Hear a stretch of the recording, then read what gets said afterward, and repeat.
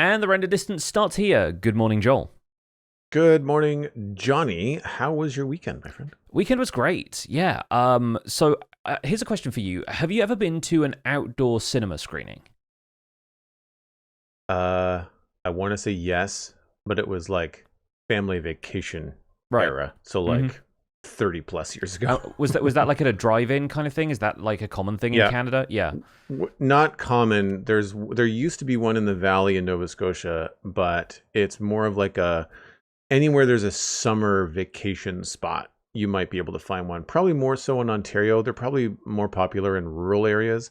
The one that I remember going to was on Prince Edward Island, where we used to vacation as families as a kid. Like my family plus friends of my parents and their kids would all go and have like cottages in a row, kind of like on the shore somewhere. And Mm. ultimately you'd have to find something to do with the kids, every other night. And so one trip would be like a drive into like Cavendish and then see the drive-in movie. And I don't remember what would be showing, like Honey, I Shrunk the Kids or like something Sure. along Yeah. those lines. Not a new film. It would be something that had been out before. But it was cool. Like I just remember it being pretty cool because it wasn't like so old that you'd have a speaker next to you that you'd have to bring in the car. You would just dial your radio station to whatever the broadcast would be, and so the sound from the film would come out through the car stereo. Mm-hmm. Yeah, like it's funny because that's a phenomenon that doesn't really exist in the UK. We don't really have drive-in Oh. cinema here at all, and I think it's maybe because there's less like wide open space that isn't like private land that's like used for farming and Mm. that kind of stuff, right? And I feel like the Mm-hmm. UK just as a smaller country doesn't have as much room for it. And I don't know if that's ultimately the reason or if it's just a logistical thing or whatever it would be, but cinema culture here has often just been like at theaters, right? And so I went to an outdoor screening, but not one that was a drive-in. There was a screening of the Talking Heads concert film Stop Making Sense at Preston Manor, which is close to me in Brighton. There's a big park called Preston Park, and there's a manor on one corner with like a nice flat, like almost bowling green kind of lawn. And they had a big sort of inflatable, I think, cinema screen. I think it's called an air screen. They had one of those set up, and the Neat. local picture house chain that owns a couple of the independent cinemas in Brighton was screening Stop Making Sense. I know a bit of the Talking Heads music, but I'm not like, a big fan who's kind of deep dived their entire catalog. And I'd never seen the movie before, and it is honestly pretty fantastic. Like, I don't know if this is something Cool. you've seen or if you're a Talking Heads guy or if you're at least, I you've am probably heard like Burning Down the House and like a couple of their like hits probably. I probably have. You'd have to play them for me. I am Sure, yeah. terrible at song names, artists' names, and lyrics. Yeah. Outside of a couple of songs that are just so famous that I would be embarrassed not to know the Sure. names and the artist. I'm just not that much of a music fanatic that I like what I like and I don't mind, listening to stuff. But like even some of my favorite artists, like some of my favorite blues or jazz artists, like I can tell you the artists, but I like, Ella Fitzgerald, but like ask me to name a song. Yeah. At last, the only one that comes to mind. Like Yeah. I'm sure there's dozens that I like, but I don't seem to remember that stuff. Yeah, because like, I'm the same with a lot of stuff. We actually talked about this weekend. My partner and I, we said like we can name like opera composers and we can maybe name the operas, but like trying to fit the two together and then remembering what the song is and like the melody of something or whatever to like hum it to somebody. I Yeah. can't fit the two of those together in my head. But as soon as you start playing me like a famous theme from an opera, I'm like, oh yeah, I know that because it's probably been used as Yeah. like background music for all kinds of like Yeah. TV productions and that kind of stuff. But anyway, so I went and saw Stop Making Sense, and it's such an interesting artifact of its time. Like the concert movie, I feel like doesn't happen as much anymore. Like these days, you look at stuff like K-pop Demon Hunters, they're inventing concert movies effectively, right? But yeah, I think it's really fun that they did an outdoor screening of it because there were a lot of people who were obviously fans, maybe people who'd seen it before, and the staff actually encouraged people. They said, hey, everyone's sort of sitting on deck chairs or like out on the lawn with like picnic blankets and stuff, and they were like, we've got all this wide open space. It's a concert film. If you want to like get up and dance and treat it like you're at the front of a Talking Heads concert, like feel free, you can. And a lot of people did. I ended up staying in my chair just because I wanted to like watch it as a film. Like the cinematography of it is really fantastic, and it's all done with like theater lighting and stuff. So a lot of the lighting effects they're creating throughout the show are really interesting. They're casting shadows on the back wall, and some of the close-ups they get of people are really great. And so, yeah, I kind of wanted to just sit down and enjoy the film for the first time. But I'd say maybe like 60 to 80 people were all just like up at the front dancing, like running around in some sections. And the frontman of Talking Heads, David Byrne, is known for his sort of unorthodox dance moves and kind of like jogging on the spot and like always kind of hopping and bending in weird ways. And the opening number, he plays Psycho Killer, and towards the end, the drum machine starts playing these weird kind of asynchronous patterns, and he sort of acts like he's kind of stumbling around the stage. Like every time the music goes off beat, he goes off beat as well and starts kind of like almost falling over. But people were getting up and like mimicking his dance moves and kind of running around in a circle and kind of chasing each other, and like everyone was having a really good time. And that sort of added to the vibe of it, even if I wasn't like up there dancing with everybody else. But honestly, like with it being perfect weather in Brighton around this time of year, it was like really fun to be outside seeing a movie. It was something that I'd never really experienced before. So highly recommend 3 things. First of all, going to see a movie outside if you can. Secondly, Talking Heads Stop Making Sense. And thirdly, the opportunity to participate in a cinema screening where you can get up and dance and feel like you're part of it is something that doesn't come along very often. It sort of reminded me a little bit of some of the stuff we talked about with the Minecraft movie, where some audiences felt like it was disruptive to have people kind of like screaming along with all the lines they'd heard from the trailer. But after a while, cinemas started having rowdy screenings that were specifically like, hey, come and basically sing along with the movie, right? And so I think it was a really interesting experience, and one that I would definitely repeat given the chance. Now that you mentioned the outside films, not just drive-ins, in the city, on one of the larger buildings downtown on the boardwalk, I know that there's been some charity movies for like IWK, the Children's Hospital, as well as I think HalCon, the local sci-fi fantasy convention, does like an outdoor screening of like, you know, Ghostbusters in like late September, early October or something like that.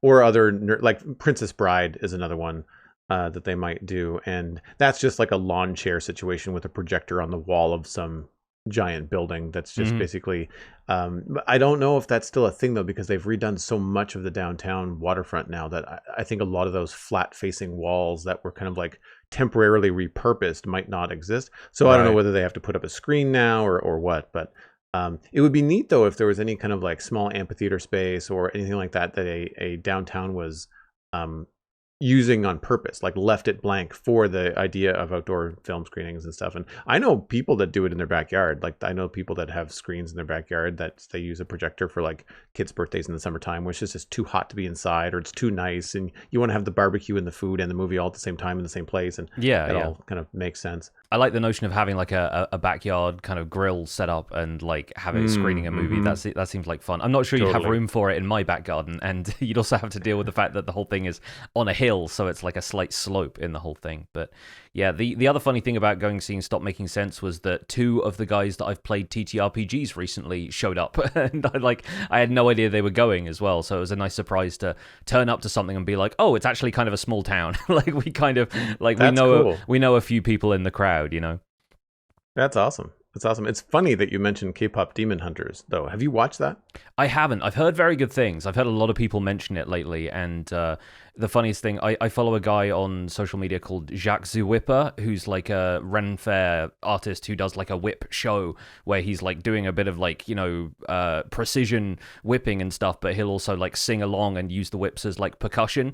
And he's had that like that movie songs from it requested so many times, and he's like, you said K-pop and my brain just shut down. Like I don't even know what it is. Yeah. And then he's got a compilation out now of times people have requested songs from it, and he's like, okay, I know what that is right now, but I only learned this one song. And then they request that song, and he's like, actually no, I learned the other one. And he's just kind of like messing with them at that point. Nice. I can't remember if I've mentioned the fact that Robin and I have been watching some K-dramas. I don't know if that I think you mentioned it once or twice. Yeah, she's a huge fan, and I'm a fan. Like Business Proposal is the one that I've found, okay, I could watch this. Like I do find it very funny. It doesn't take itself too seriously. So when K-pop Demon Hunter showed up on my Netflix, I just kind of bookmarked it, took a photo of it, sent it to Robin's like, haha, we should probably watch this. As in like, she might not be into it. It's animation. It's not always a shoe-in.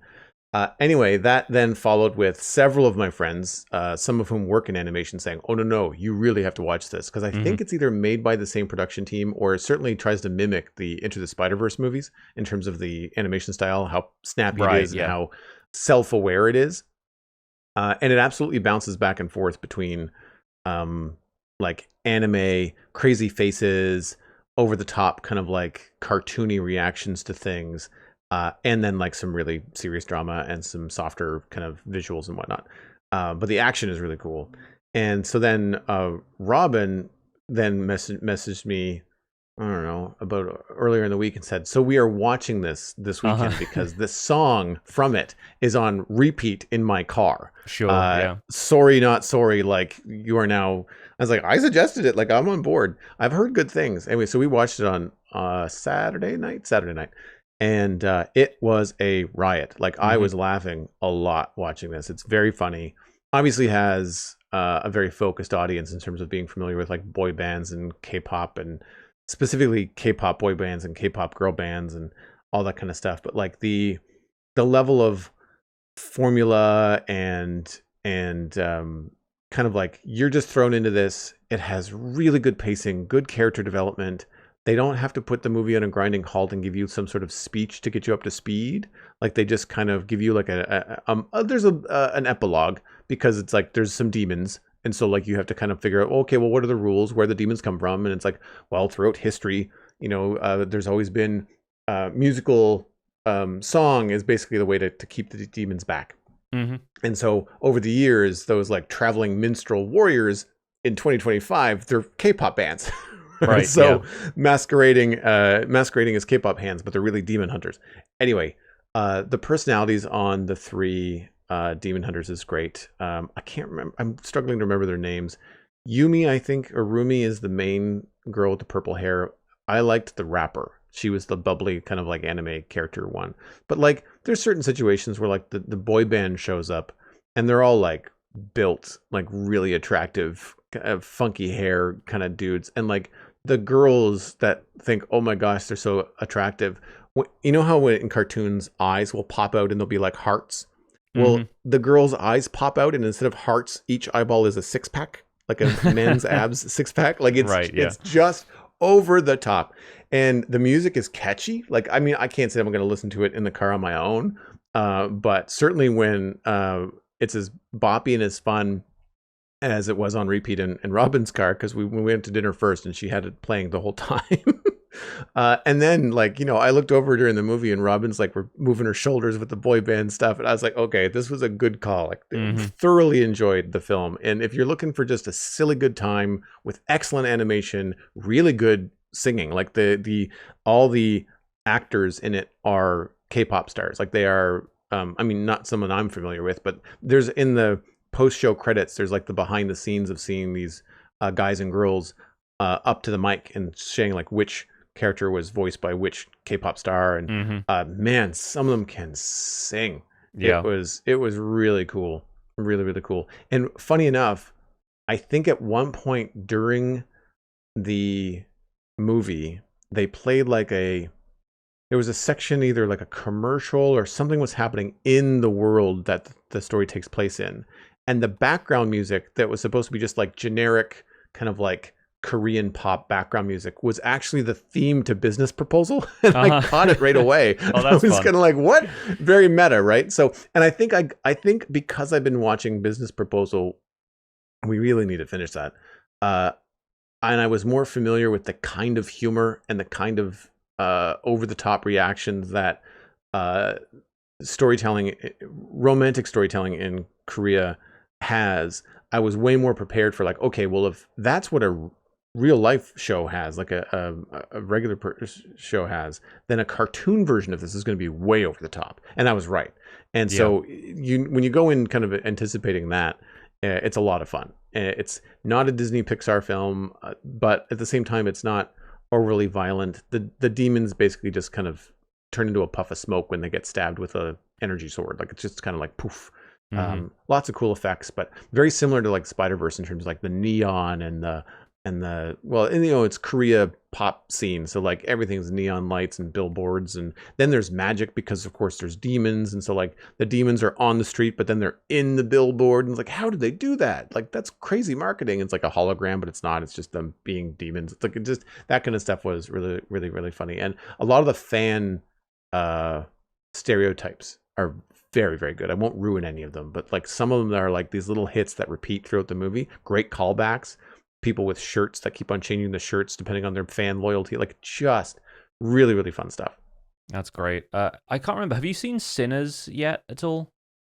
It's on our list. I think right now it's still something that we have to rent to watch. Sure. In Canada, but at some point I'm sure it'll be on one of the 6 streaming services. I don't have all 6, but like I certainly have enough. I don't know whether it'll come to Disney Plus on one of the extended channels or whether it'll be on Apple TV. I'd have to figure out what the production company is. I've seen it on Prime Video to rent, and I'm sure it's worth it. I've heard enough good things about it from you and from Steven that I'll just, like, I mean, it'll be worth the $6 just to rent it. But sometimes when you're just like looking at the now $100 I pump out every month for like Netflix, Apple, Prime, and like all that other stuff combined, you think like, surely I can find it somewhere. But there are some films and some shows, specifically in Canada, anything that's HBO or that like related in that realm, it's really hard to get. Hulu, really hard to get. Everything else is usually more accessible. But that's on my list too, because again, music, I really like blues, and so I heard that that's a really big part of it. And I think it'd be interesting to almost have like a double bill of K-pop Demon Hunters and Sinners, considering the relationship they both have with like music and the evil thing that's sort of the driving force of like the plot. I think there'd be a really fun contrast to have there. So again, won't say any more about Sinners for you if you haven't seen it yet, but I think it's going to be interesting having a conversation about that once you manage to track it down. Either way, we should start tracking down a conversation about Minecraft, because people who are enjoying the fact that this is the anniversary show have already been watching us for about 15 or so minutes. So let's talk about the stuff everyone's here to talk about.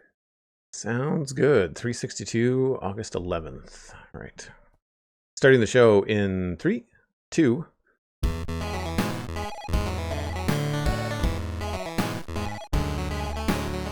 Welcome to the Spawn Chunks. This is episode 362, recorded Monday, August 11th, 2025. This is a podcast all about Minecraft. It's available on all of your favorite podcasting platforms, as well as a video version on YouTube and on Spotify.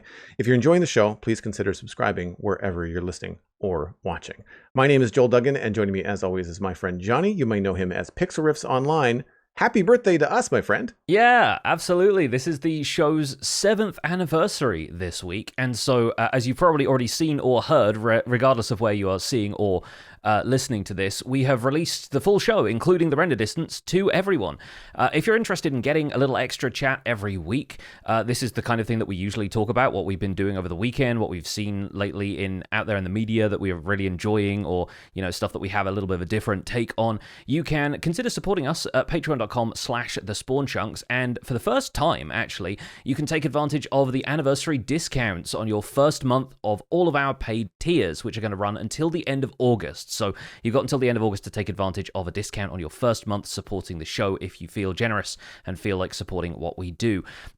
There's a discount for the lower tiers, for what we call the landscape artists and the community miners. But above that, if you want to go the extra mile and support us at the ore producer or content engineer level, there is a separate discount code. So enter producer when you're prompted to enter a code for discount on those top 2 tiers.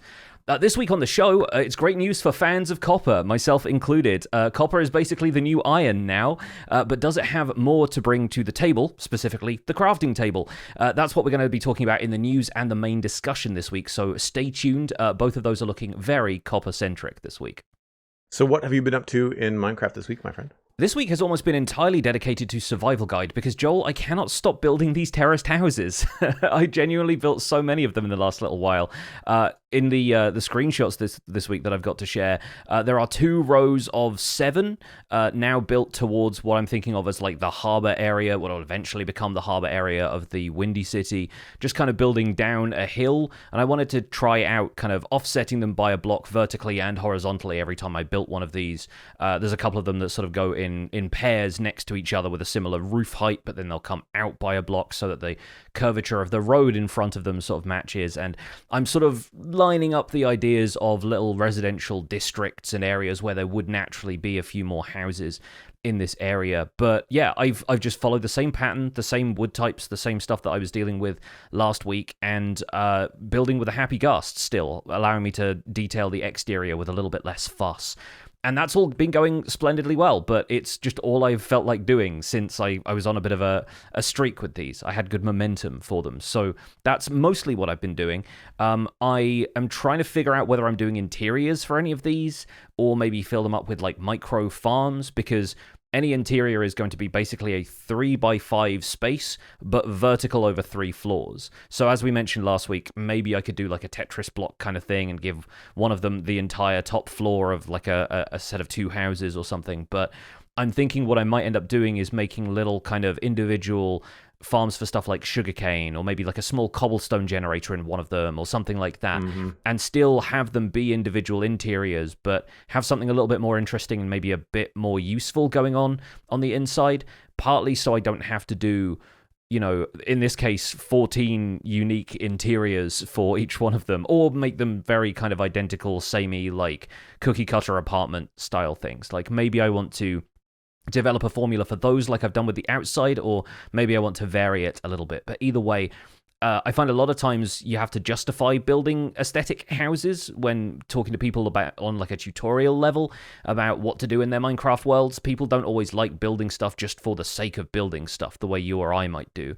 And even you, when you're talking about the stuff you're building in West Hill, a lot of it is farms for various resources. You know, you've got like storage areas here and there. And while you're thinking about what the town itself might have to provide its citizens, you're also thinking, hey, can this town provide me with resources that'll help, you know, perpetuate the project and continue to build the towns? So yeah, I'm curious if any of that stuff ends up happening with these houses, but for now I'm just happy to have a lot more building done. That's something that we did in the modern city, the top floors of the skyscraper, and as you're building these things, you're realizing there are 100 apartments in this thing, and I don't want to decorate all of them. So we could take the top 3 or 4 floors and make that the concrete maker, you know, as well as the top floor penthouse kind of took over some apartment space. But then the concrete maker, which you absolutely need for a modern city, takes up the entire floor. So we kind of have to create like some sort of facade for those balcony windows, because of course inside there's not really space for people to set up shop and live. So I think that's a really good idea, you know, and having cobblestone or sugarcane, or you can do lots of micro farms. If you're doing a lot of color and dyeing, like having flower farms, and even like setting up an auto crafter to turn some stuff into different dyes. Like you could have a couple of different apartments be like specifically for dye colors, then one other apartment is like combining the different dyes into different colors that you need. That kind of stuff could be really cool. I love the way that this looks, man. I think that the tiered look really helps, like both vertically and the horizontal shifting of things. And the ghast for scale is really cool too. Even though like you can look at this and see the scale of a block and understand roughly how tall they are, but when you realize how big a ghast is and like roughly where it's floating, I also think that that's really useful for scale. But for the what are you using for the road? Is it deep slate? It's actually just gray concrete powder, like the dark gray concrete powder. And I wanted that to feel much more plain. I've seen people do great stuff with more detailed asphalt-looking roads where they mix in deep slate and basalt and like all of the kind of gray materials that look like a car has traveled down them. But partly I want the Windy City to feel like it's kind of more clean than that. It's got maybe like an emphasis on air travel, so maybe in addition to happy ghasts and wind charges to get around, people have like hover bikes or something like that, and the roads are really just there for dictating where people can travel down different channels of the houses, rather than it being a road surface that would be worn down by the constant wheels of cars and, you know, exhaust fumes and that kind of thing. So I actually wanted the road to feel kind of plain. It also means ones that, going back to our usual advice about the 70-30 rule, it's not nearly as hectic looking when you're looking at like a road texture that's kind of plain. When you look up at the houses and they're so detailed, like the fronts of them always have something different going on. I wanted something to feel a little bit more relaxing texturally, so I ended up just going with one material the entire way down. I even experimented with doing road markings. I didn't want them to be too oversized, so I didn't want to use full blocks of, concrete powder in white or, calcite or anything like that. People suggested using stuff like pale oak buttons as like center pieces for the road, like little cat's eyes or something, but even those didn't quite feel right to me. So in the end, I just left it plain and figured that there are some roads that I know of around here that don't really have like predefined markings on them, so I decided I would leave that be for now, and it's something I might go back and revise a bit in future. But I've got some stone slabs up there for a pavement, and the asphalt of the road is relatively untouched, being all concrete powder. Well, it's a nice sandwich too, because the tile roof is pretty simple in terms of the texture. That obviously there's some details with some dormers and stuff like that, but then you've got like the dark roof, and then like the dark road, and then all the color and all the angles and everything else is happening in between. And I think that works out really, really well. It's fun.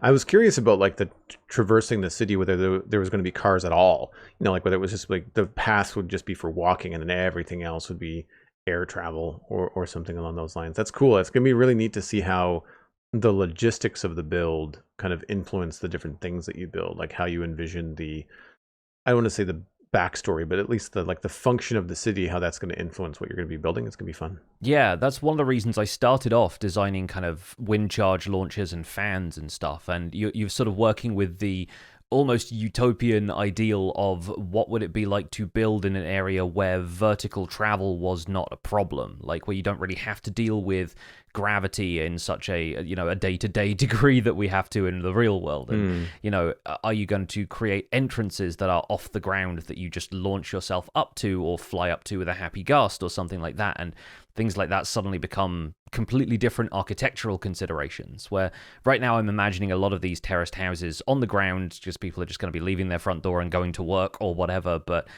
when it comes to some of the more interesting civic buildings and stuff that really needs to stand out, I'm definitely working with that in mind. But that's really what I've been up to in Survival Guide this week. What's new from you on the Citadel? So I have finished the waterfall behind the bee farm. That was the last part of the west bank of the Spruce River that I've been working on for the last week or so. And it came together pretty quickly. It was nice to be able to kind of go in there, and it was already kind of mapped out, but I had to redo the water and I had to manipulate it a bit, sometimes more than once, because I would screw up and place a block somewhere and it would cause a waterfall to kind of overflow somewhere. But I decided to keep the andesite rock face, just reduce it a little bit, make it a little bit less pronounced, and then had more of that coarse dirt trick that I used in the cliffs a week or so ago to kind of help smooth things out, as well as adding mangrove roots and mangrove leaves to help it feel overgrown and like it had been there a while. I think that was my biggest problem with the fact that I was not happy with it, is that one, I knew I wasn't done with it, but two, I hadn't spent enough time on it to make it feel like it had been there long enough in the world to feel natural. It looked very kind of placed in the world, and now it looks more embedded in the cliffside. So that took a little while. It was single stream, but it still took a lot of like back and forth and manipulating the water and whatnot. But I'm pretty happy with the way that it turned out. And you can see it from a number of different places, like when you're walking down the back farm road, when you're walking up to the bee farm, from behind the bee farm, which is where a lot of these screenshots are from. There's also a shot from like down on the river and coming up the main road from the potato farm. Same idea. You're looking at this waterfall from quite a lot of places. One thing you're not really seeing it from is like the main road. You can't see it from town, and well, maybe if you're on the wall, but you can't see it when you're entering in the valley either, because it kind of faces the other way. So it's something I didn't want to spend too much time on, because it's kind of like a background detail, not like a main feature. But I do find these things kind of fun to practice. Like I haven't done a waterfall in a while, so it was kind of fun to mess around with that kind of stuff. And the rest of the landscaping around town has just been little things that were staging areas, like places that you had left empty because that's where you need to put all your shulker boxes when you go to build in that area. And when I removed the shulker boxes, I realized, that's a big flat green boring nothing. So I put a couple of rocks and some thistle kind of blocks in the ground using like leaf blocks, and I think I used acacia leaves to look like kind of thistles or patchy grass, that kind of thing. And so that was fun. And then as I was walking around, I realized that I was taking shortcuts. I was cutting across the back lawn of the potato farm, or I was cutting between the potato farm and the bee farm. I thought, you know what? These guys are neighbors. I'm walking across this way anyway. That's a pretty good sign that I should put an actual path here.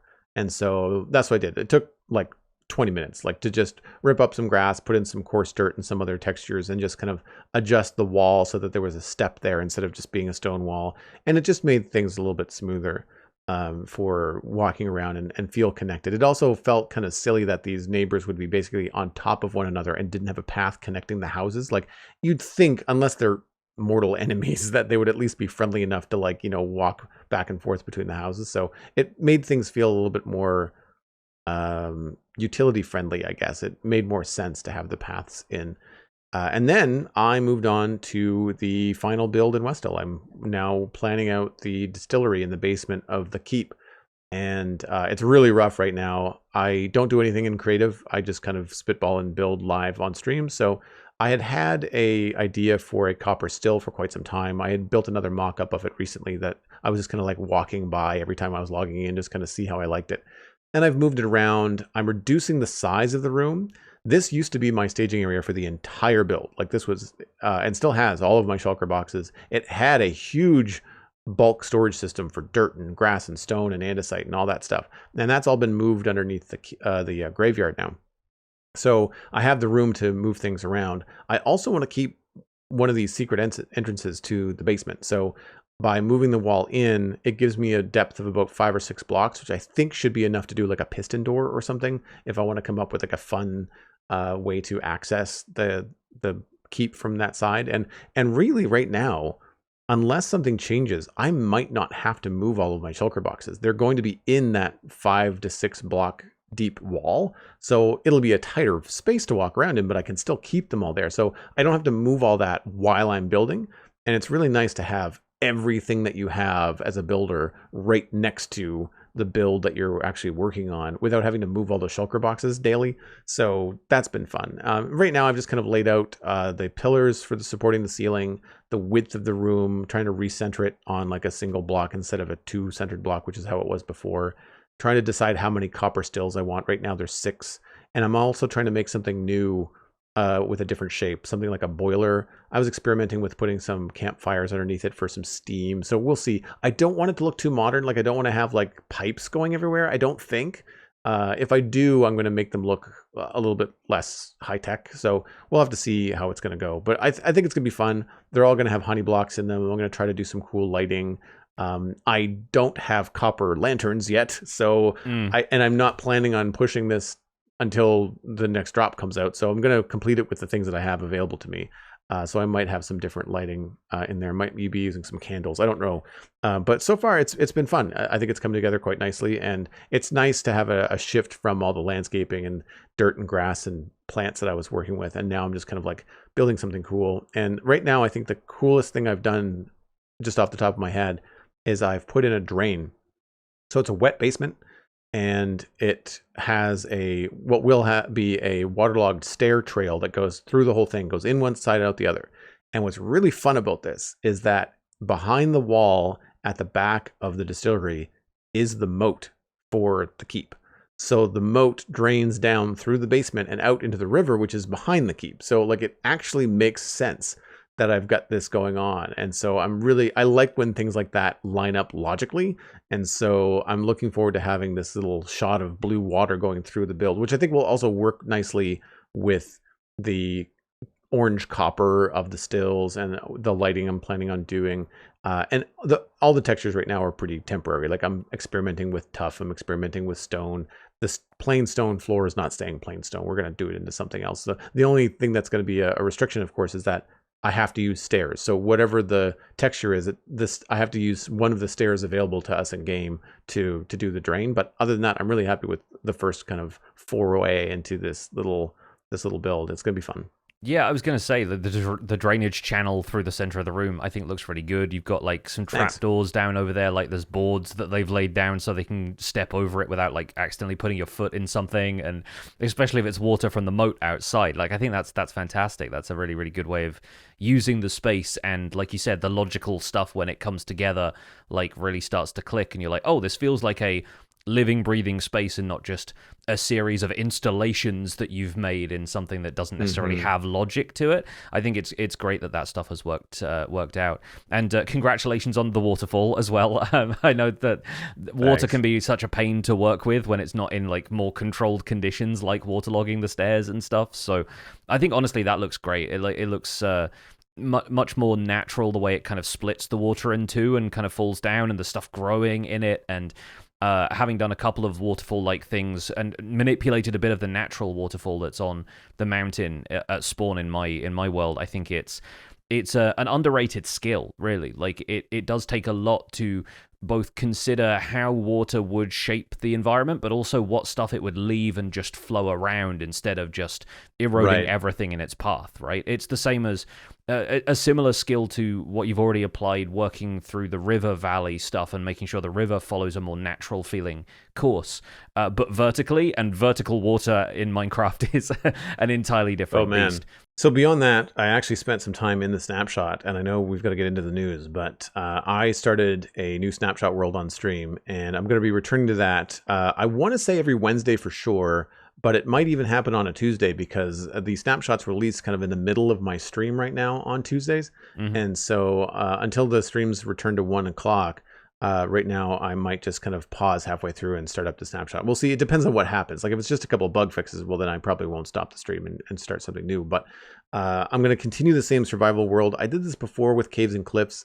I just think that with the new stuff coming and potentially vibrant visuals coming at some point to a Snapshot, it would be good to have an established survival world that's relatively early game so I can go and experience that kind of stuff. Because with the Citadel being a server that's technically modded and also late game, I find to talk about this stuff on the show, it's nice to kind of go and experience what it's like to go get more copper early game and iron and all that kind of stuff. So I managed to find some early iron to get going and a lot of copper, surprisingly.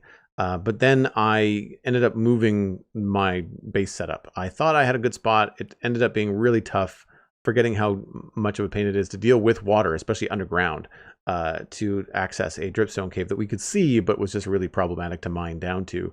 And so I ended up moving. So that kind of prolonged the setup phase. But I'm very happy with where I ended up being. I now have a kind of like a stone cradle at the top of a mountain. It sort of reminded me of Weathertop from Lord of the Rings. Boy, did I luck out. On the other side of this mountain, there are 2 villages. Directly underneath me, you can see the start of the dripstone cave that goes down miles. So I don't have to dig down to get to the lower levels. Certainly not to at least get to Deep Slate. And there's an abandoned mine shaft down there. So like right away, I've just got access to all kinds of stuff. So we set up things like, got a little bit of crop going. We got a chicken farm going. I needed enough iron to get a hopper for the manual chicken farm. So like I'm just taking care of my basic needs, but I did get a lot of copper, and I was experimenting with like the new features in copper and exploring those. So we're all set up now. So the next time I play, whatever changes they might make this week, whatever new things are coming, I'm basically set up to go. So if folks want to see like a weekly snapshot experience, then you can tune in on twitch.tv/JoelDuggan. With all the copper that you found, did you find yourself making any of the copper tools and armor, or were you just looking to try out some of the new stuff they added in this week's snapshot?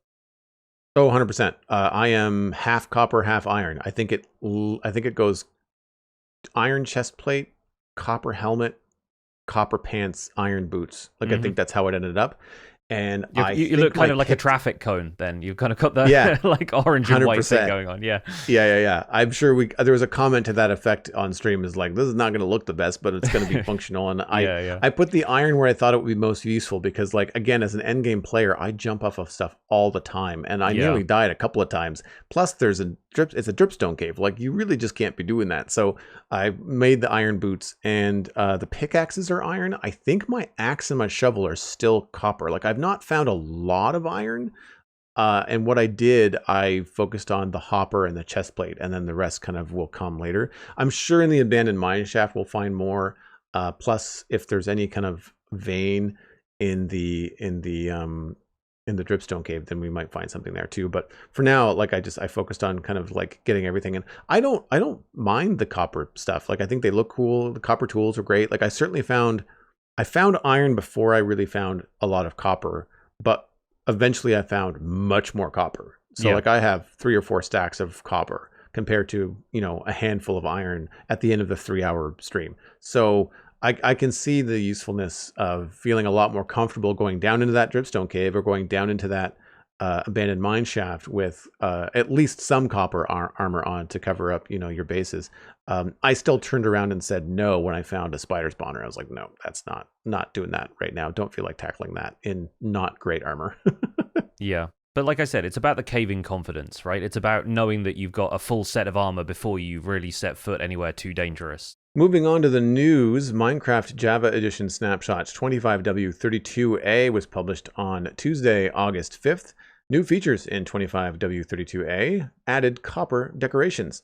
The copper torch, a green variant of the torch crafted from a copper nugget, coal, and a stick, functionally identical to the torch. Copper bars function like existing iron bars made from copper, which oxidizes over time. The copper chain functions like existing chain blocks, now renamed to iron chain, and they're made from copper and obviously oxidize over time.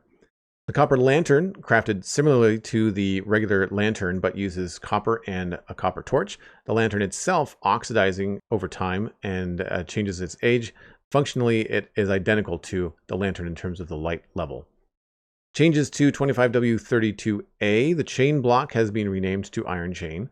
Items on the shelf have been repositioned to sit on the shelf. Copper golem statues now always drop as an item when mined and will pop off as an item when pushed by a piston. The copper trapdoor recipe now requires 4 copper ingots instead of 6. Technical changes in 25W32A. The data pack version is now 83 and the resource pack version is now 65.1. Added a way to the GUI and item sprites in text. Notable bug fixes in 25W32A. Dragon eggs can teleport to a height below the void or above the height limit and be deleted. Sheep eat half as often as they did before 21W39A. Breaking jukeboxes in certain ways doesn't stop the music, and the player can drown while the game is paused. A bunch of other fixes, many of which are related to the new customizable F3 debug view, are available in this snapshot. For the full list of bug fixes and more detail in the technical changes, check out the snapshot changelog linked in our show notes at thespawnchunks.com. So I, for one, am very happy about all the new copper features, and I'm sure you are as well, having just started your Snapshot world, and getting that much copper must mean you've got a lot of stuff to try out. Have you had a chance to take a look at these copper chains and lanterns and stuff in your new world? Yes, I started building some lightning rods with lanterns on them to light up that little cradle at the top of the mountain. I have chains hanging lanterns over the doors, and I think that's as far as I got. I might have looked at the iron bars, but I didn't use them for anything because I don't particularly like iron bars in general. I don't think they look like iron bars. They look like Minecraft's version of just something that I can't use very much. So I don't use them often. I do have a custom texture from, I think it's Vanilla Tweaks, that makes the iron bars 3D. So I'm looking forward to maybe a data pack or a texture pack for the copper bars to also have some depth to them as opposed to being like the flat pixel block that they are now. But yeah, I'm actually kind of surprised that copper bars have the exact same pattern. I understand that there's a possibility there to then mix them together and have them look like different colors of the same thing. But I also kind of, probably being biased to not liking the iron bars, was disappointed that the copper bars aren't something new. They aren't like a grid or something more reflective of like the trapdoor or something like that. So I'm not a big fan of the iron bars. But I mean, copper chains and copper lanterns look cool.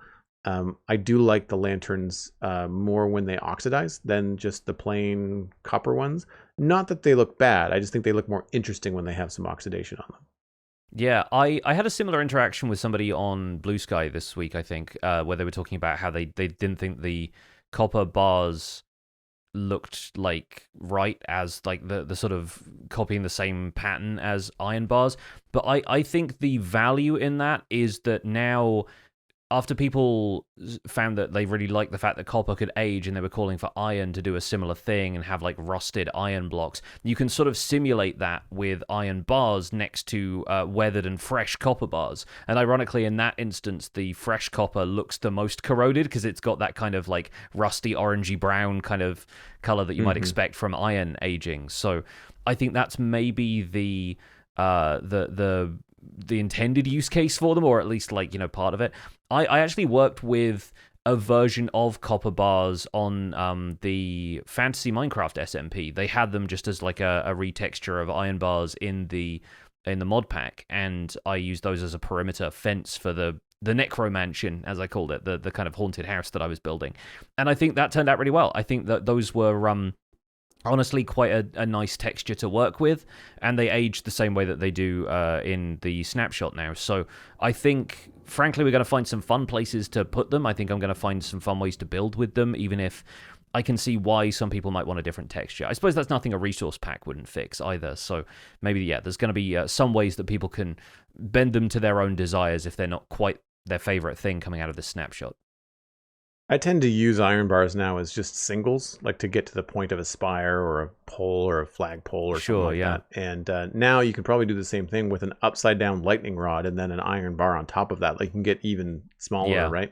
So there's going to be some fun, I think, either technical or non kind of traditional Minecraft medieval uses for them, because I think that, they've got such a unique shape, and creating points in Minecraft is very difficult. So when you have anything in there that can help you along the way, and that's something I like about the lightning rods as well, is that they have the different patina, and so because of that, you can use them in lots of different ways. I've used them as candlesticks in West Hill on their own as they are now. I might have to go back and wax them now that I think about it when the game updates, because depending on what you want, you may or may not want to have like a turquoise candlestick, and I think that's great. It gives some options. As well, of course, as the oxidation levels in between. But what did you think about the copper torches? Like, I was surprised at the fact that they were green. Did not make that call. Could not have had that on my bingo card. And surprised that they're also the same light level as a full torch, when we've got soul fire torches that are lower light levels, and same with soul lanterns, right? Yeah, I think the light level surprised me as well. I was less surprised by the green flame, because I remember back in sort of chemistry classes, if you add a little bit of copper powder to a flame, it turns green. So there's actually like a chemical reaction going on there that turns the flame that kind of hue. And I really like the fact that alongside redstone torches, the standard torch, copper torches, and now soul flame torches, we have like this mini rainbow of torch colors, which is very attractive, especially, like you said, if you're using them like candlesticks with the corresponding color of like aged lightning rod. I think that looks really, really nice when I've been playing around with them in a Snapshot creative world. I was more surprised by copper lanterns not having as much variety, because while they do age, they don't dim the way copper bulbs do with age. And that's something I think I've seen in a bit of player feedback this week, was that people were expecting those to behave similarly, and the fact that they don't sort of line up in terms of behavior might be something they revise in a future Snapshot. I think the copper lanterns with like that green flame inside are a pretty attractive building block. I think the weathered variant of everything, the one that's like one stage before oxidized, is probably my favorite overall, just because of that kind of greenish blue tint that it's got. It's got a lot more kind of grungy texture to it, and I find that every time I see that, whether it's the chains or the bars or whatever, I want to do something with it. Like, I automatically have ideas for how that can be used in some way. So yeah, I've had to play around with all of it at this point, and I think the copper chains and the bars even have their place, whether it's to simulate rust from iron, or if it's just so that you can apply a bit more color and an interesting gradient to an area where chains are supposed to be hanging something up. We're all used to the fact that copper ages a certain way at this point, and I think it's very simple to just adapt that to whatever other copper features they want to add. So yeah, I really like all of these additions. I think they're fantastic to have.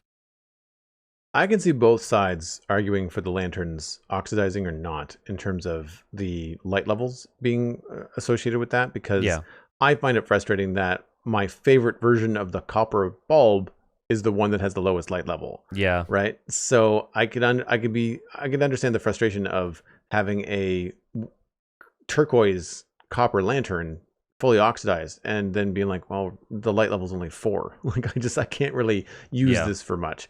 Or it's too dim, like maybe you're wanting to make like a brightly colored prismarine build, and this would just be perfect, but like it's just not bright enough to do what you want. So I can sort of see like both sides of it. But I like the fact that they did add the copper torch though, because if you've got torches and lanterns, now you can have torches and lanterns in any of the colors that you want. So like if your build is all orange light, or if it's all green light, or if it's all blue light, then you've got options across the board. Like you don't have to have everything in a lantern form. You can have a torch in some places, and in some ways you could even choose the right color candles. I mean, the flame is always going to be orange on a candle, but the way that it illuminates the wax part of the candle is really cool. And so you could choose like your cyan or your light blue candles for one build. You could choose your orange and your brown candles for another build, and then you can choose your green candles for another build. So there's lots of decoration potential for sure. Yeah, it definitely adds a lot of like theming to an area, which would be super fun to try out. Speaking of putting things and decorative touches in a build, I think the one thing I continue to be disappointed with is the presentation of items on shelves in Java Edition. And I didn't really register the bottom part of the shelf model as the shelf. I've sort of been thinking of them as like 3 side-by-side item frames when the items were, just centered in that space. And so the center alignment made plenty of sense to me in that respect. And so now the scale at which items render I still think is too small, but the positioning being sort of justified towards the bottom of the shelf, I couldn't really care that much about that. I didn't really think that was necessary for it doesn't like break my immersion to have them centered in the frame. And if anything, it reduces their utility for the kind of stuff I immediately wanted to use them for. Like the details I was putting at the top of columns in Bedrock Edition with lodestones as like the kind of curlicue sections of Greek columns and things like that. Those no longer really feel like they fit in terms of detail because they're not centered and because there's like there are fewer uses for items being aligned with the bottom part of the shelf, especially at the scale at which they're rendered right now. Yeah, I'm not a fan. I really feel like Bedrock has this one a lot better. I thought that the centered item as well as the larger item had way more potential for alternate decorative uses than what we have right now in Java. And I don't know why. Like, I don't know what the restriction is in Java that they're smaller. Like, I don't know why that choice was made. But yeah, moving them down into the shelf, like that is not something I need. These don't look real no matter which way you show it to me. I don't think about it, like you said, as a shelf. I think about it as a interface, as a player tool, as opposed to a place where I'm going to put things on the wall to display around my base area.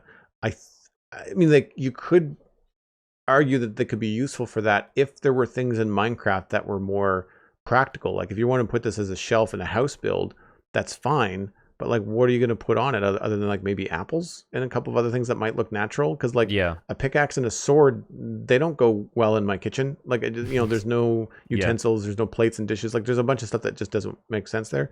And also item frames. The items in an item frame don't particularly look realistic. Like slabs in an item frame look weird, but they're often used by players to make like torch sconces if you know how to place things in the right order.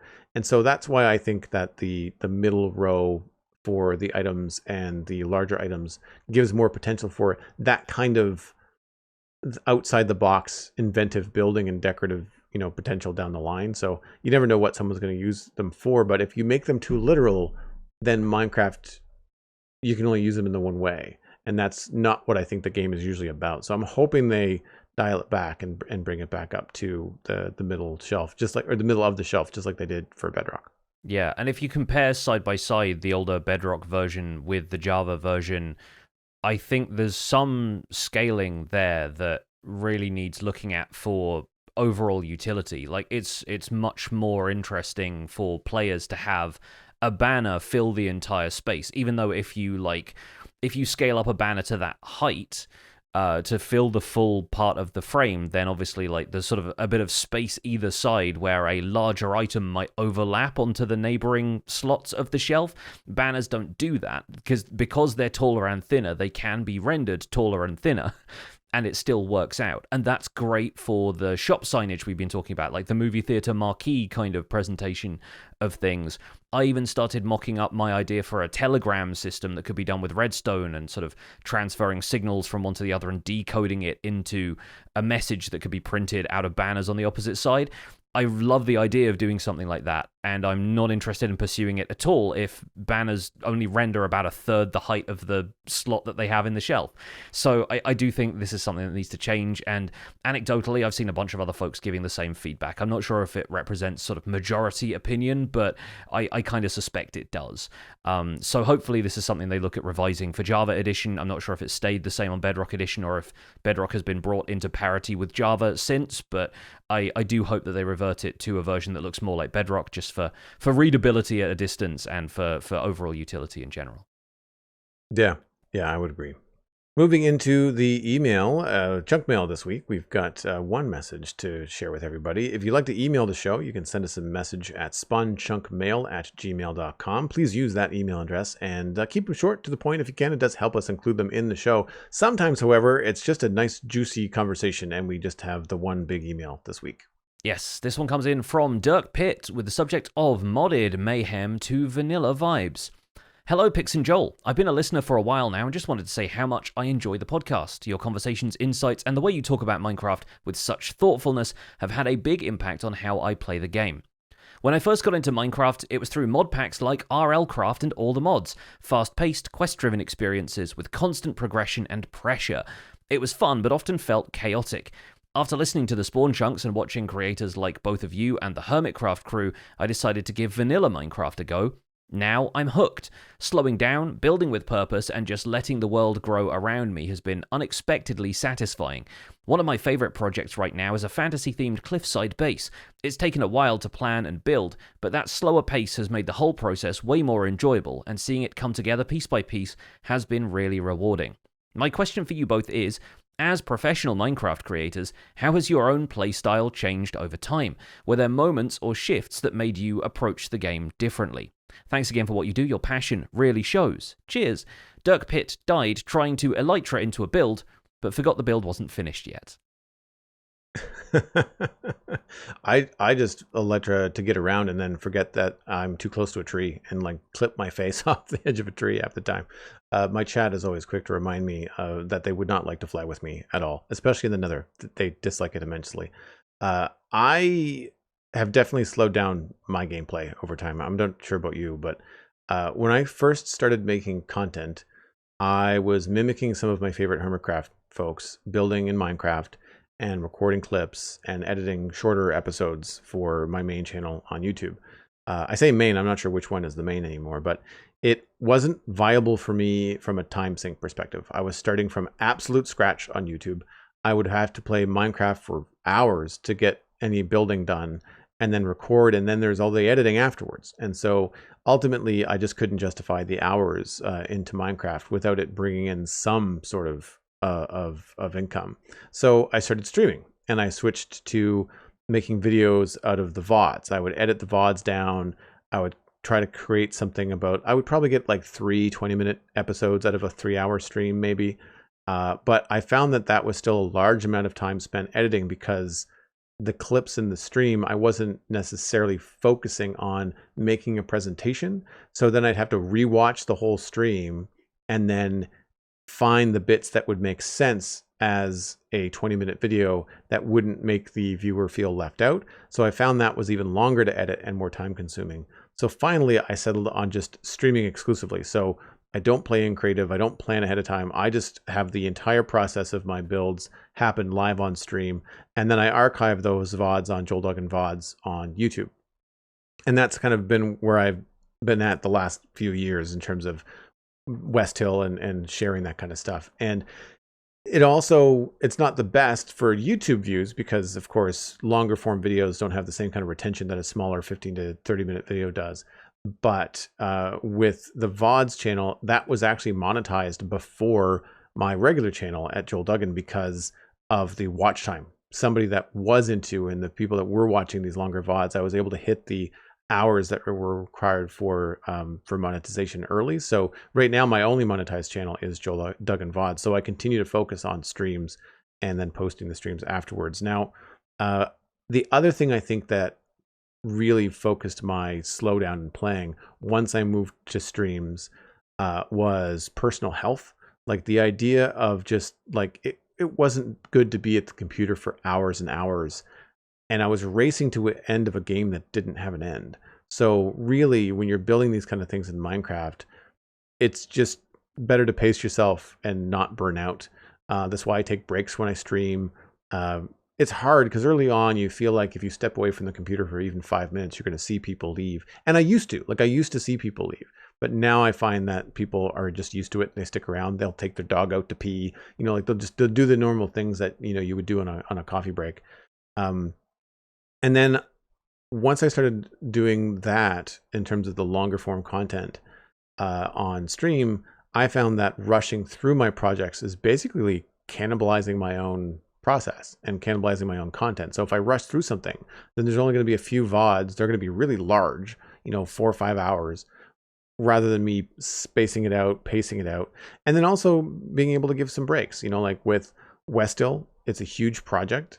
And for me, like, it's been nice to take breaks, but to not ramble on too long. So for you, Johnny, like when you're thinking about like your style of play slowing down with regards to content creation, like how does that affect you?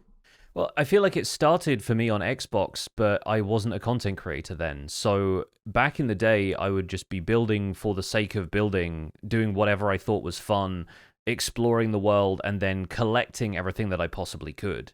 Because on Xbox 360, with the world size being limited, sometimes you didn't even have every biome. So sometimes I would make a project out of just collecting everything that I could and figuring out, with the aid of the Minecraft wiki, what was missing.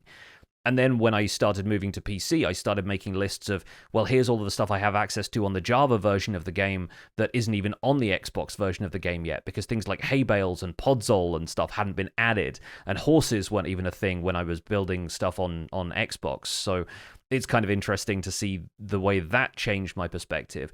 Once I got into content creation, it was a lot more about how other people could influence the stuff I was making. Like, I was much more interested in being on a multiplayer server to compare what I was doing to other people's approaches, to share what I was doing with them, and to be influenced by their style of building. So I think multiplayer is one of the things that really first influenced the way I wanted to play, because suddenly I was making it both for an audience and for a group of people who would also have to look at my stuff.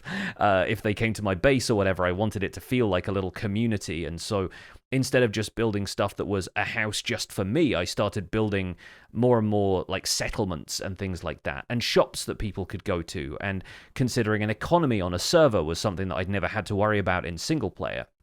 So really the multiplayer experience was one of the first things to change stuff, both from a content creation point of view and from a Minecraft community point of view. I think the most significant change must have been Survival Guide, though, because from that point on, my gameplay really diversifies. I stop thinking of myself as just a builder, and I start trying to become a jack of all trades, because from a tutorial Let's Play series, people expect a broad range of things, from building advice to farms to, more general redstone tutorials, and then insight into new features. I explore villager trading a lot more. There's so many different facets of the game that I have to learn about, and the breadth of my Minecraft knowledge really increases from there. The other side of that being, I have to have a focus for each individual video, so I can't really skip back and forth between lots of different tasks and still make that a video, because that doesn't constitute a tutorial in the sense that I want to present one. So really, I think it's given me breadth of gameplay, but also a lot of individual focus on different features. And that really drives so much of what I do now. Like, even right now in the Windy City, designing these houses, that's been a recent tutorial, and I'm enacting the process of that tutorial over and over again on streams to build out more of this city. I don't tend to just do stuff for the sake of doing stuff in Minecraft anymore. It's always kind of playing with purpose. And I don't have a casual world that I just play on for me. anything that I do in Minecraft is progress towards a series or a video or something else going on like that. So there's still a bit of multiplayer, obviously, with stuff like misadventures, and sometimes it's fun to just hang out with people and, shoot the breeze and run a dungeon and do kind of bits and pieces of collaborative stuff. But so rarely is it just the kind of, let me hang out and do whatever to wind down at the end of the day, because this is my job now. There's always some kind of purpose behind it.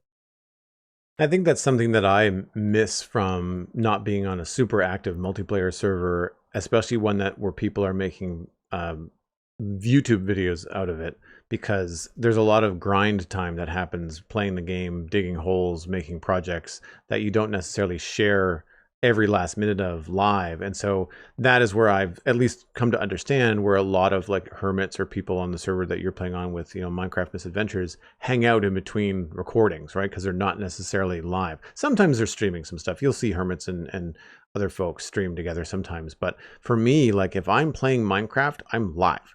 And so I don't have the luxury of just kind of like mulling around and not doing much. And so I feel like even if I'm hanging out with Alistair on stream or we're doing something, I feel like I still have to be entertaining. Like I just can't be just talking to Alistair. I still have a chat room of people to talk to, and he might as well. So there's that to consider. For me, I've definitely, like you said, with the survival guide, West Hill has been a huge project, and that has definitely slowed me down because it's been nearly 5 years on the calendar. Now, that's not been straight. Like, obviously, I've taken breaks to play other games. My streaming schedule at first 5 years ago wasn't 5 days a week. Like, it was closer to 3. And so, like, I was only streaming on weekends, that kind of thing. But with big organically developing builds in Minecraft, you learn to take breaks. You're going to get frustrated with the progress or stuck on getting something right. For me, my experience as an artist really came in handy when like you're stuck in a drawing and it's like, I need to just come back to this tomorrow. Unless there's a deadline and I have to finish it today, I can come back to this tomorrow on a personal project and I'll probably see something new. I'll be able to fix the issue that I'm just not being able to, parse through right now. With another idea that might pop in your head, a new feature in Minecraft might inspire a new build or pull your attention. I, remember taking breaks to go and work on the moss farm when moss first came in the game, or the geode farm, or doing a drowned copper farm because copper was new. And so stuff like that I thought was kind of a fun way to take a break from West Hill, explore some of the new features, still play Minecraft and still be, I guess, current. But like West Hill is such a specific build that like there's some things that don't really apply, or they would have if I was still building the keep when happy ghasts were added, but I'm not building high towers anymore, so I don't need a happy ghast, so I didn't rush out to get one. So there's things like that kind of make me think about taking breaks and going aside. And then this show actually is something else that has changed the way that I play. I mentioned the Snapshot world earlier, and that's because the Citadel is such an end game server and technically a modded server, even though most of its quality of life stuff and performance stuff. It does mean I can't update the Citadel immediately to the latest version of the game, whereas the snapshots, I can just update those every single week, and then when it comes out in a full release or full drop, I can just update the snapshot world and move on from there. So I can experience that kind of stuff, one, early on the calendar when it's available, but also as an early game player in that world, because I'm so end game in the Citadel. I have all kinds of blocks available to me that, I don't know what it's like to go out and have to find copper to craft certain things. I don't know what it's like to have to find these resources. Most of the time, unless it's a new resource, which doesn't happen very often, the new craftables, I have access to them immediately because I just have shulker boxes full of stuff as an endgame player. So that has been, I think, one of the other reasons why I've slowed down and changed my gameplay a little bit, is that the opportunity to talk about things more articulately on this show and experience the game from a different perspective, as people, coming in to listen to the show are also coming in from a different perspective, depending on what they're doing and who they're playing with and how new they are to Minecraft, all that stuff. Yeah, I think one of the other things we talked about on the show before is not really being able to be surprised by new additions to Minecraft anymore, because we constantly have to be on top of all of the new features. We do a newsread every week. We talk about the new Snapshot stuff. We dive in there right away. We don't really have the option, even though I think I would probably take the option of being more informed about upcoming stuff anyway. I think, with this show, we don't really have the opportunity to sit back and go, well, I'll let Mojang surprise me in 3 months' time. Like, I think at this stage, I'm always on top of stuff. But I've been like that since 1.9. I remember covering the snapshots that introduced elytra and fixed boats and added or endstone bricks and that kind of thing back in the day. So I think I've always maybe been on top of that. I don't think the show is purely to blame for that, but it certainly means that when Happy Ghasts show up, I'm looking at them week to week instead of looking at the preview videos of them and going, well, I'm looking forward to that in a couple of months' time. Yeah, and I think that that's the thing. I mean, I've had some feedback both on my stream and on my TikTok page, actually, from people saying like, "Oh my gosh, this is potentially a thing. Like, are they actually making these changes to Copper?" So people that aren't listening to the podcast are not watching a YouTuber that's covering the new snapshots like Exumavoid or just keeping on top of the news themselves. Even on my stream during the snapshots, they're like, "Oh my god, like these are actually coming to the game." It's like, well, they're in the snapshot, so they're on their way. I mean, there might be some changes to them, but yeah. And so that was news to people, and so that actually brings us into the main discussion because Copper is back on the menu. I love this title for the discussion. I thought that was very funny. With Copper now sharing so many similarities to Iron, what new functions could that bring to the game? And something that I had mentioned, which ended up taking off, was I would like to see copper hoppers. Now, I was thinking mostly of decoration because, of course, I'm a builder. I do like technical stuff, but I'm more of a builder. And I was thinking as I was messing around with the lightning rods, the lanterns, and the chains, how cool would it be to have copper hoppers in the game, different color, they could age through the different patinas and different oxidation levels. And that just kind of took off with all kinds of ideas for people thinking like, well, they should have other functionality too. And I did mention that in my little clip. I said they should have some additional functionality. They shouldn't just be a copy of Iron hoppers. They should do something different. But then you'd have like these different oxidation levels, which would be really cool because of the new copper blocks that are in the game. The fact that the bottom of a hopper and a lightning rod line up, like you could just create some really interesting details, I think, in a build like the Windy City with a copper hopper, like a turquoise hopper, especially because you could change the directions that they face. Like there'd be all kinds of really fun stuff.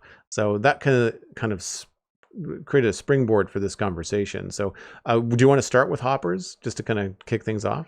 Yeah, I think hoppers are honestly a really good candidate because I think there are a lot of things people wish hoppers did.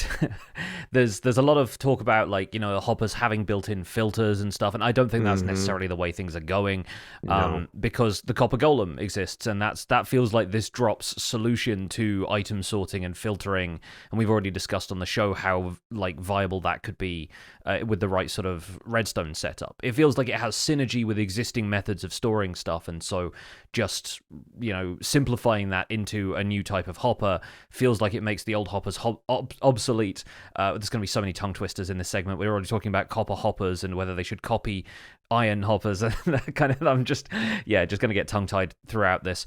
But yeah, I think hopper speed and hopper direction are potentially a couple of parameters that could be tinkered with.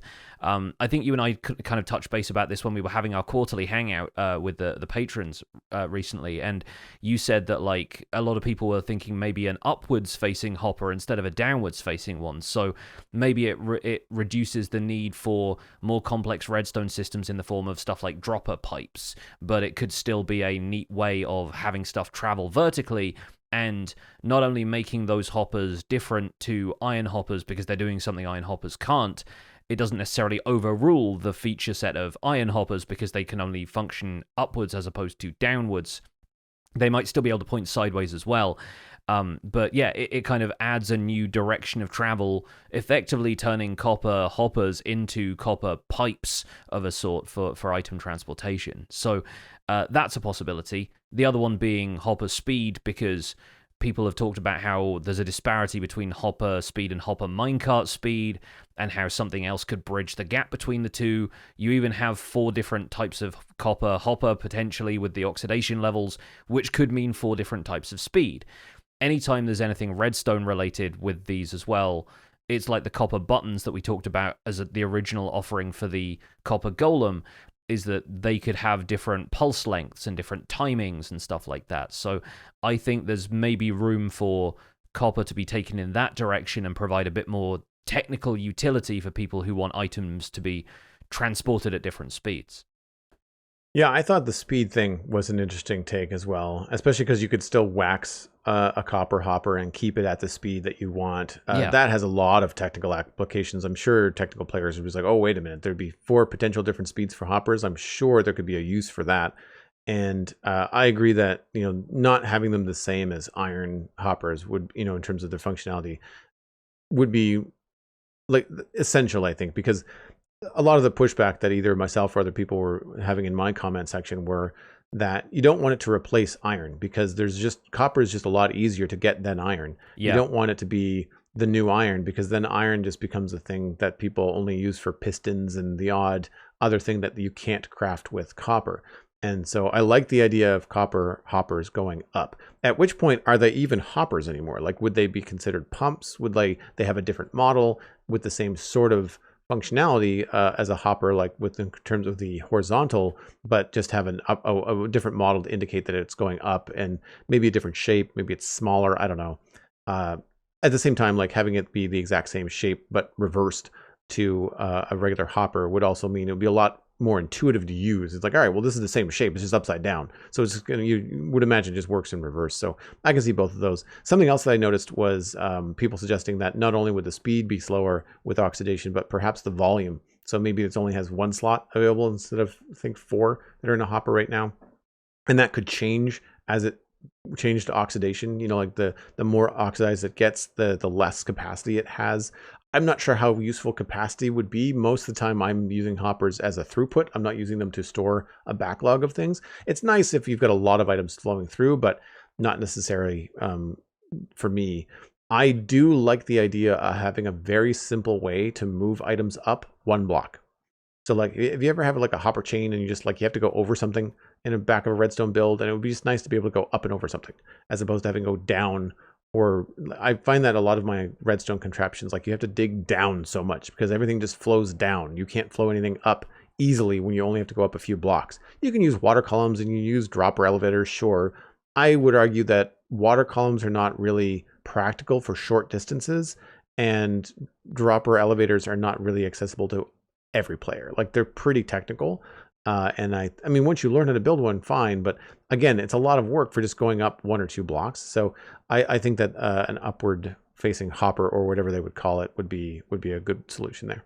Yeah. Our live chat is also brimming with ideas. Wormbo says maybe an interesting functionality for a copper-based hopper analog could be ignoring redstone. And that's a really interesting thing I hadn't considered. If you wanted something deep within the bowels of a redstone device where it's going to be weakly powered by stuff next to it, but that's going to lock a hopper, I think that's a really interesting concept, to have something that's immune to the effects of stuff like that. That could make it an interesting, fringe use case. But I think, yeah, the argument against a lot of the features we're probably going to be talking about here is that it does feel unbalanced to add new functionality to copper when it's more abundantly available than iron, but adding limited functionality to copper means it feels redundant. We're seeing a lot of people say the same about copper tools and armor, who are used to already using iron and diamond and beyond. So I think it needs to be kind of a sideways move if there are going to be copper equivalents of these things, and that's why exceptions to the rule, like having no redstone interactivity, or the idea of it traveling in a different direction or something, just doing something that means that it doesn't make one or the other thing obsolete in the process of turning it into a copper version, I think makes a lot more sense.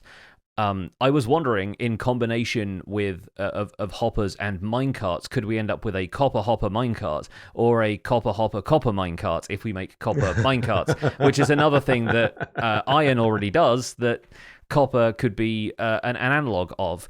I was thinking, though, the more interesting candidate for this is rails. Because if you look at the existing rails we already have, most of them are made with iron ingots, but the powered rail is made with gold ingots. And Mojang has recently been conducting experiments in Java Edition, behind that sort of experiments tab that you can enable when you start a Snapshot world, to change up the way minecart physics work and add game rules that allow you to control whether minecarts gain momentum on powered rails indefinitely, or set a top minecart speed or something like that. In fact, this is sort of prompted by the social feed on Minecraft's YouTube channel actually posted a brief, like, looping GIF kind of thing of a llama or a sheep or something like that being launched in a minecart after having gone around one of those kind of carousel things that launches them. And that seemed to be done with the experimental minecart settings. So I do think maybe they've got that kind of at the back of their minds still. And copper-powered rails could be a really interesting, again, sideways move for gold-powered rails, where you end up with something that can perpetually accelerate a minecart. It's not necessarily the minecart itself that changes, but its means of propulsion that changes. That way you could have the two working side by side, and you don't end up breaking existing mechanisms that rely on the speed of powered rail for something like filling in a furnace with a hopper or chest minecart. You could very easily still use them for player transport, and copper minecart rails could allow for that constant acceleration or other functionality if they have stuff in mind for minecarts. They could be better braking rails. They could be, all sorts of other stuff. And if there's anything, again, to do with aging those copper rails, then you have 4 options for what it could do. So maybe the more it ages, the more like slippery the rail becomes, or something, like the less it's able to hold back the minecart's speed, or something like that. The possibilities there sort of expand outwards indefinitely. That's where my brain went too, was minecart speed. And instead of minecart speed being a setting that you have to tweak in Minecraft, I think having in-world ways of speeding up and or slowing down a minecart would be really handy. In the same way that a different hopper speed would be useful for technical players, I'm sure a different minecart speed would be useful for all kinds of things. Like, it would be nice to have a minecart move around really slowly if you're showing off a build. Like, you've got like not a flume ride, but like a lazy river kind of ride through one of your builds, and you just want people to ride in the minecart and look at the sights. But if it goes too fast, then that's kind of a problem. So having it slow down at specific times would be fun, or speed up. Like, I think that we've spoken before about minecarts being not as viable for transportation anymore once Elytra were in the game. Like, everybody just goes straight to flying, because why wouldn't you? Well, it could be more fun, and it could be really interesting to have, like you said, 4 different levels of oxidation for copper rails that then give you 4 different speeds, including something that could be not as fast as Elytra, because you don't want to compete with that, but something fast enough where, like, this is novelty and quick enough that I actually kind of prefer this, because I don't have to worry about flying into mountains or worry about rockets. I can just get in this thing and just go where I need to go. And then likewise, you could also slow yourself down at the other end, so you're not slamming into something. Like, you could actually have like rails that will slow you down at the other end of the travel. So that could be a lot of fun, I think. And then you've also got the decorative possibilities of, like, I use rails all the time as like strapping, to like strap down logs and things like that in my builds. And so having different colors of that would be great, because especially if you've got rails nearby and they're iron rails, if you've got copper rails that you're using as something else, and it's a different color, I find that's really helpful in Minecraft when you've created context for one thing, but you want to use it in a different way. Your brain kind of sees the same block in Minecraft and go, well, he's used it as a floor over there. Why is he used it as a ceiling over there? Whereas if you've got separate colors, it works great, because you can say, all right, well, the brown one is the floor, but then this other thing, he's using it as like a countertop. So I believe it because it's the same texture, but it's a different color. Or in some cases, like, different finishes, so like deep slate or andesite, where they have different finishes. And I think that context matters in that way. So having more colors of rails could be really interesting. Yeah, there's a lot you could do decoratively. I think, in fact, there's a lot you could do decoratively with most of the iron the iron crafting recipes, things like, cauldrons and stuff like that, even anvils. You could do some fun stuff with those that I don't think functionally there's necessarily a ton of room for them, but having 4 different colors of cauldron in addition to iron, having 4 different colors of anvil in addition to iron would be really interesting. As it goes with anvils, I had a brief thought that the community lately has been talking about the too expensive level cap on anvils, and I was wondering if copper anvils could provide an interesting workaround whilst not removing the existing anvil repair mechanics, but maybe being less durable as an anvil. Like, a copper anvil doesn't sound like it'd really hold up to much punishment. But if you want a more breakable copper anvil to get around the too expensive level cap, then maybe that feels a bit more balanced gameplay-wise. I sort of wonder if it would necessarily, if it would either break instantly but be able to perform a repair that was above and beyond 39 levels, which I think is the maximum, or maybe it broke one stage guaranteed every time you used it for repairs, where the iron anvil has a chance to break but doesn't always, and so you can keep them going for like 50 plus repairs, and sometimes they'll still just be kind of mostly damaged. I kind of wonder if there is a place for copper anvils that, again, feels like a bit of a sideways move, has a bit more balance to it, and doesn't just replace iron anvils entirely. I couldn't think as much about the anvil for something useful. Like, I didn't come up with a heck of a lot. They definitely seem to me, and this is my real world, knowledge coming in there, with copper being a softer metal relatively to iron. That to me just doesn't seem to make as much sense as an anvil. But I was thinking with another comment that was on my TikTok video that people are wanting more gems in Minecraft ever since they've added amethyst. And so a little jeweler's anvil, if they ever got into more gems or more purposes for something like that, then that could be interesting. It could be a different size. It could be, like you said, a different durability. But at the same time, the smithing table kind of already has that functionality with armor templates, right? So like I don't know where it would go. But then my brain went, well, like, what if instead of a copper anvil, what if copper was used in some new villager profession table, right? So like there's some potential there, because I don't think there's a copper's not used in any of the villager workstations. No, it's copper, like all the villager workstations were added in 1.14, and copper didn't show up until 3 versions later. So yeah, there is no analog of it. I can already hear the people writing comments about the fletching table not having a use yet, and we're already adding a villager workstation that involves copper. So I did see a really great idea on the Reddit this week where somebody suggested making a copper workstation that's like a composition table, and bringing back the copper horn that they were bringing in with the goat horn a while ago and never really made it to the base game, and how you could effectively tune it almost like a note block, but it would have a UI that allowed you to basically make like one of those old school like Nokia ringtones that you just had like a series of notes it could play, and then maybe you could align all of those to work in concert with each other, but then you could program a copper horn using like a very brief set of notes and maybe an instrument sound here or there that could change.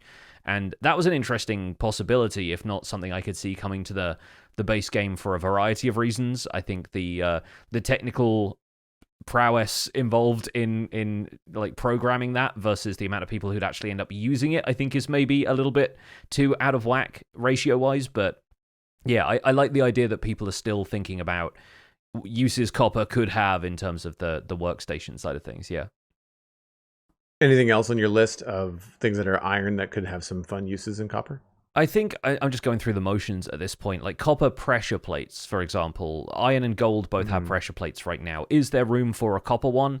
I don't know. I think the metal pressure plates are the weighted pressure plates, both heavy and light, and they provide a variable redstone signal based on how many entities are present.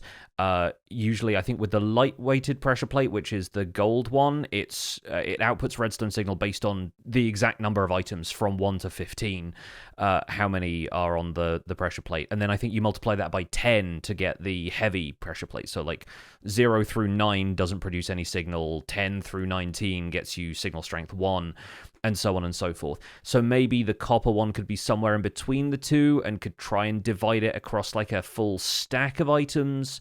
But again, the maths gets a little bit hazy, and you have to divide a number by 15 that's not divisible by 15. So it sort of it varies a little bit in terms of how effective it would be or the actual uses you'd get out of it. So again, those just end up being cool decoratively and not really having a function that I can think of, unless it's something to do with entities can interact with them, but players and mobs can't, or something like that, right? Where right now a player can interact with any type of pressure plate, but I feel like that's what people want them for. They want them for doormats and stuff so that they can open a door by walking on one. And a copper pressure plate not doing that feels kind of counterintuitive to the typical use case of pressure plates anyway.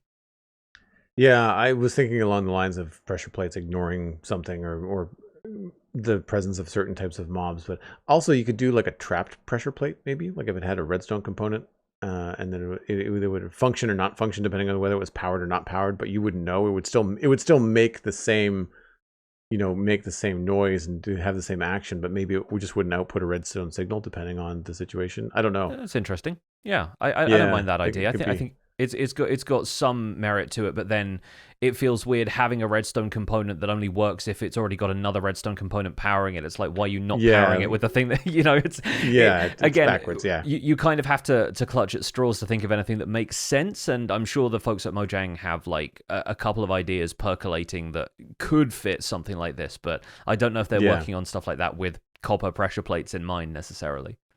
Yeah. The other thing that was in my comments was buckets.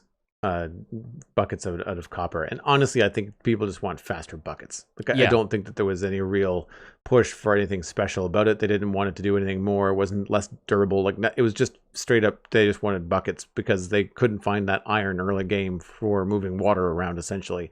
The only other thing I could think of that would be something that would be fun in this situation would be a change to both iron and copper buckets. And that if they had copper buckets, but both iron and copper buckets could be placed in the world like flower pots. That would be interesting. Yeah. Because then you'd have the different patinas of the copper. You'd also have a new iron bucket that could be placed in the world. Obviously, two different textures, one with water in it, one without. And I think that could be really interesting because the shape of the copper pot, people use that for all kinds of things. That's not a pot. Like people use it for cups. People use it for the tops of chimneys, like all kinds of things. So you could have a bunch of different colors in that shape, that kind of sub-block shape. And I think that would be interesting because that's something we don't have a lot of in these new editions. Although, I mean, we are getting them with like the different copper versions of things, but we're not always getting new sub-block additions to the game. And so I think that that's one appeal to a copper bucket for me, would be less the function and more just like something new to be placed in the world. Yeah, I think that the thing is, any unique functionality you add to copper buckets feels like it should have just been added to iron buckets, because if anything, 100%. They should feel like the more advanced version. And so whether you bump iron buckets up the chain a little bit and give them a new feature and just introduce copper buckets as like a lower tier version, I don't know. But then, yeah, if you add in a copper bucket and it like maybe it melts because like it can't contain the heat of something like lava, then it sort of becomes useless again, the way people talk about copper armor being useless, right? Like it just feels like a stopgap in the meantime. And I find that copper buckets are a fairly common utility use of copper in mods that include copper, when it's not just for making wires or whatever, like industrial craft or something. But that always feels like a concession to finding iron in early game. And occasionally later it gets used for unique crafting recipes, but then those crafting recipes aren't necessarily something you'd expect to be in vanilla Minecraft anyway. If anything, copper buckets just complicate the cake crafting recipe. So yeah, I do wonder if there's really a place for them in the game. In the same way as cauldrons, like I don't really feel like they have a function besides just copying iron cauldrons and being decoratively interesting. So I think if anything, there might be room for copper to still come out of the blue with something new, like the workstation or like some other new utility thing that we haven't thought about yet. But I think, frankly, they're doing a lot with it already. So I'd be surprised if we get more copper features this week, but I'm crossing my fingers and holding out hope, and still also hoping that they revert changes to shelves. Either way, that's where we're going to leave this episode of the Spawn Chunks. Thank you folks so much for listening. You can find more information about the show and links to some of the stuff that we've talked about today over at thespawnchunks.com. The music for the show is composed by me, and the Spawn Chunks is, as ever, proud to be a listener-supported podcast for 7 years running and still continuing. If you get some value out of the show, please consider putting some value back in. You can visit patreon.com/thespawnchunks to join our community. Pledging at any of our paid tiers gets you an invite to our patrons-only Discord chat. You can listen to the show live when we record it in Discord every Monday. We have monthly hangouts where you can let us know what you've been up to in Minecraft this week. And most recently, we had a quarterly hangout where we went into all the behind-the-scenes facts and figures of how the podcast is performing across all of the platforms where we publish it. We currently have 268 patrons. We also have over 400 free members on Patreon, who are people who just signed up to the page to get notifications about our public posts. There has never been a better time to upgrade and support the podcast if you're somebody who already hangs out there for free, because once again, we are offering anniversary discounts for new patrons all month long. So check the Patreon page for those, and remember, if you want to upgrade to any of the higher tiers, you can use the code PRODUCER to support us. All of the new subscriptions that we get this month are going to have that discount, so hopefully you folks can take advantage of that while it's still there. Special thanks go out to our content engineer patrons who help make this show possible. That's Hunter555, Jumbo Sale, Mindtrip Media, and That Penguin Dude. Thank you all for your support on this episode. Sharing the podcast with your friends is the easiest way to support the show. It's free to just tell someone about the Spawn Chunks and where they can go to listen to it. You can find us at the Spawn Chunks on your favorite social media platforms. It includes TikTok, where we're trying to increase the videos over there. You can email the show at spawnchunkmail@gmail.com. The RSS feed is linked on the spawnchunks.com, and the patron-only RSS feed is on the Patreon page. That's where you can listen to the render distance, the extended version of the podcast. My name is Johnny, but online I go by Pixel Riffs. You can find most of what I do at youtube.com/pixelriffs, where the Minecraft Survival Guide is currently in its 3rd season. I also stream 3 days a week on Twitch, where I do behind-the-scenes work for my YouTube series, and I'm the voice of the unofficial Hermitcraft recap, which you can find through a quick YouTube search. Aside from that, I'm at Pixel Riffs on both Blue Sky and Instagram. Joel, where can people find you online? I'm going to point you towards the Citadel Cafe, which is my other podcast about sci-fi and fantasy entertainment. Steven and I went to go see the Fantastic Four movie last week, so we'll be talking about that on the next episode. I'm Joel Duggan on social media, as well as on TikTok, if you want to go over and take part in the videos there. I am also on Twitch at Joel Duggan, and I stream Tuesday through Saturday. Tuesday to Friday, it's 10 a.m. On Saturday, it's 1 p.m. And right now, I'm pushing to finish up on Westell, and also those snapshots on Tuesdays or Wednesdays. Thanks for visiting the Spawn Chunks. The world outside is infinite, and not enough of it is copper.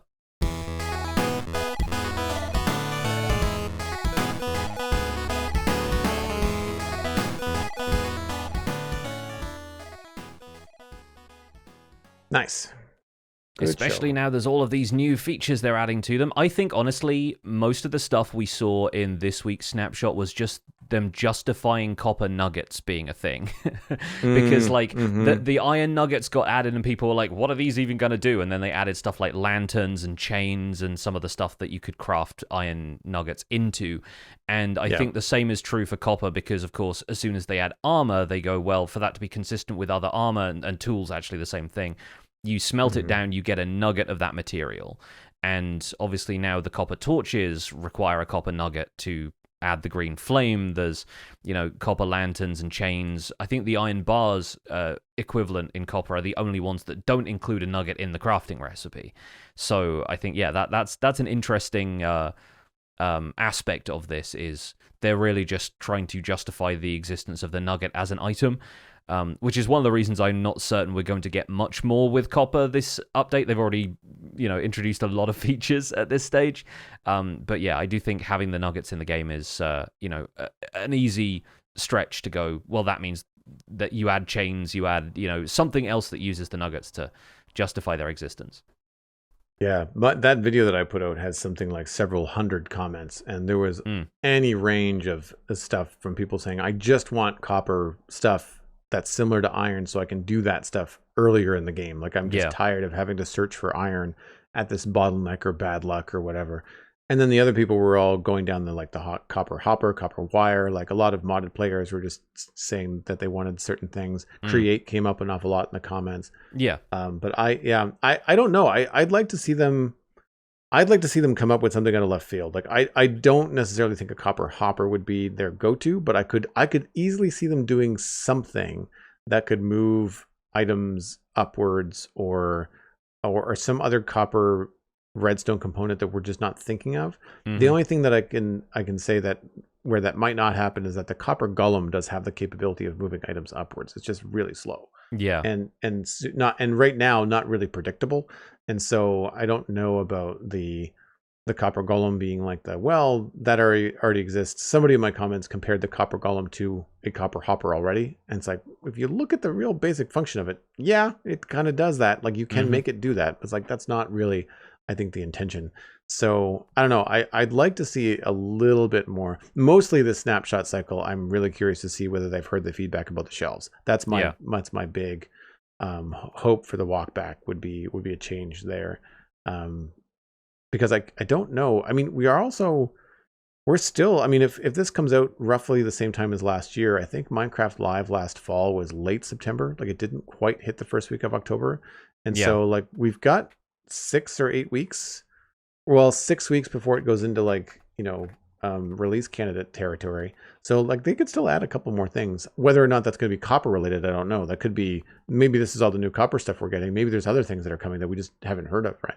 Yeah. Minecraft Live 2024 was September 28th. Good memory. Yeah. So that and that was Bundles of Bravery in the Pale Garden. How long ago those now seem, considering how much we've got since then, right? Yeah. Well, because they'll announce, like, that'll probably come up with like the new drop will happen, which is what we're seeing the snapshots now. But then they'll announce whatever the next drop is going to be, right? Yeah.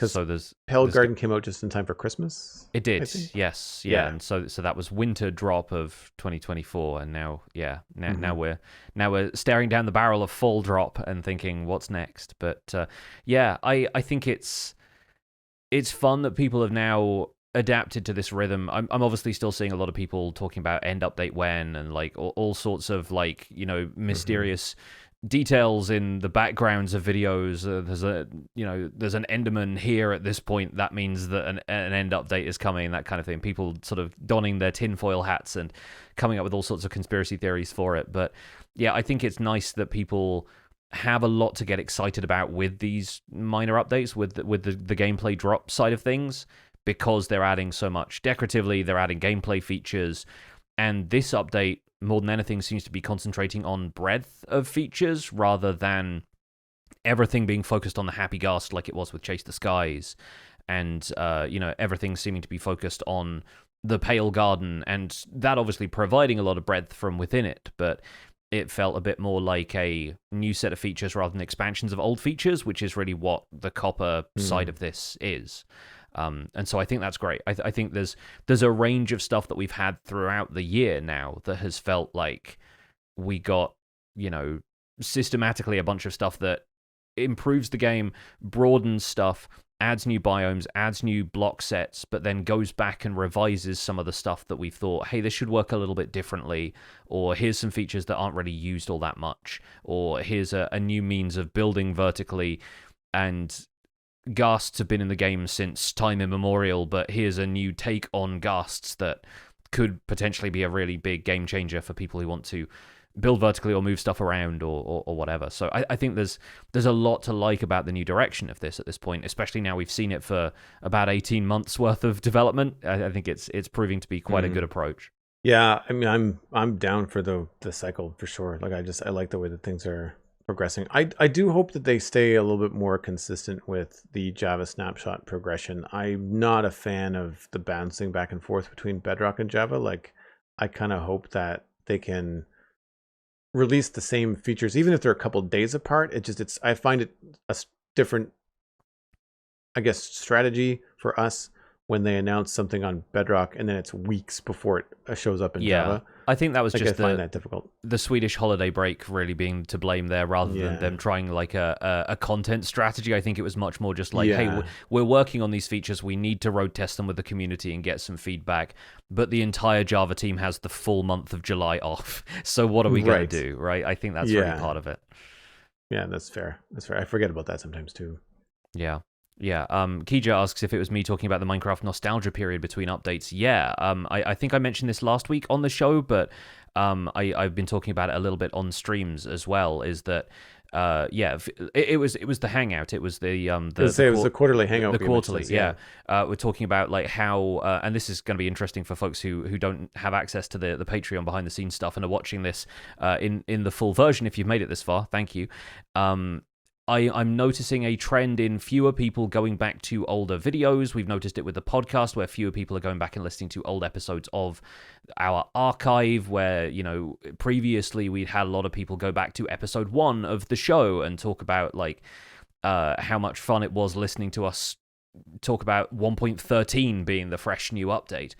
And people are doing that less, and I think it's because there are fewer downtime, like weeks or even months between updates. Now we're getting new feature or news of new features and even snapshot versions of new features within a couple of weeks of a gameplay drop actually going full release. And what that means is there are fewer periods where people have time for nostalgia for old Minecraft updates, and they go back and they watch some of that stuff, or they do what Past Life is doing right now and go back through older Minecraft versions to see what was there, just because they don't have new content from the new game to sink their teeth into at any given time. I think the window of nostalgia is shortening because of us getting updates every 3 months now. And I think that's interesting for the long-term health of Minecraft. It's great that people are living in the present and people are, constantly being given new ideas and new stuff to play with. But I think in terms of looking at it from a content creator perspective, it's strange to find that there are people's habits are changing in an observable way.